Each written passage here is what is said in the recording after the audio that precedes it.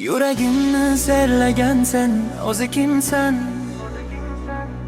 Ko'zlaringga qarab yo'qoldim butunlay. Go'yo tushdek bo'ldi bu sevgi birdan. Her safar ovozingni eshitsam, qalbim yana seni izlaydi sekin. Men bilmayman bu qanday tuyg'u, ammo sensiz yasholmayman endi.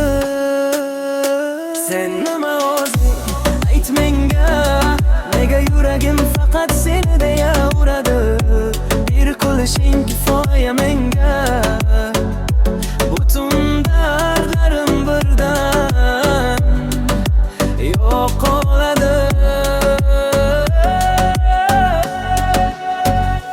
Tunlar uzun sensiz o'tadi, hayoling yonimda qoladi jim. Ko'zlarim yo'llaringni kutadi, seni sog'inish bo'ldi taqdirim. Endi ey qalbimdagi qo'shiq, sening ismin bilan yashar yurak. Bir qarashing eng go'zal yorug'lik, sensiz esa dunyo qorong'u dema.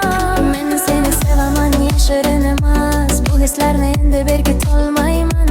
Yuragimni sendan olib qocholmay, har nafasda seni o'ylayman.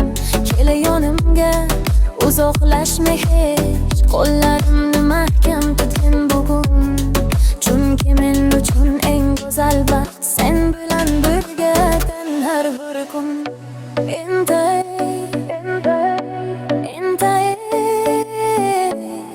mening sevgim, mening armonim.